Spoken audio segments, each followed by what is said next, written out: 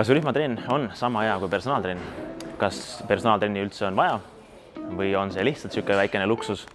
Mina olen Andres, ma olen treenerina tegutsenud üle 10 aasta juba ja räägin siis täna sellest, kellele sobiks rühmatrenn, kellele sobiks personaaltrenn ja kas rühmatrenn saaks olla üldse sama personaalne kui üks-ühele trenn.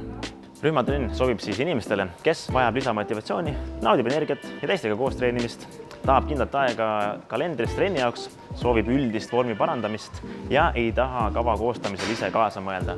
Rühmatrenn annab siis niisuguse hea mõnusa energia, tempokuse ja rutiinitaju, pluss saad inimestega koos olla, ehk siis tekitab võib-olla uusi sõpru ja annab sulle võimaluse oma enda füüsilist vormi natuke parandada.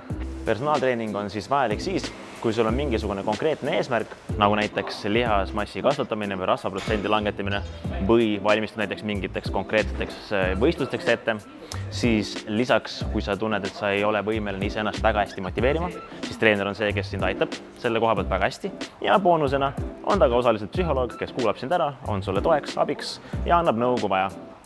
Personaaltrenni puhul siis on 100% fookus ainult sinul, sinu tempo, sinu raskused, sinu tehnika, arengukiirus ja kliendid on suht tihti üllatunud, kui kiiresti nad on võimelised arendama, kui treener paneb täielikult oma fookuse sinu peale. Kas rühmatrenn saab olla siis sama personaalne kui personaaltrenn?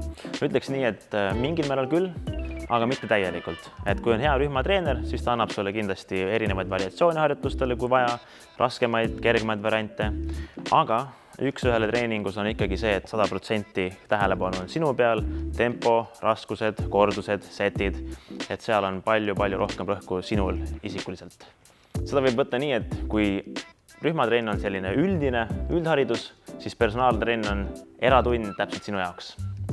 Kui sa tunned, et sa sooviksid oma treeningus natuke rohkem selgust ja kiiremat arengut, siis ma soovitan pigem mõelda natuke rohkem personaaltrenni peale, aga lõppude lõpuks on ikkagi see, et mõlemat pidi on võimalik tekitada arengut enda kehas, peaasi, et sa pingutad. Mis on sinu kõige suurem takistus trennis?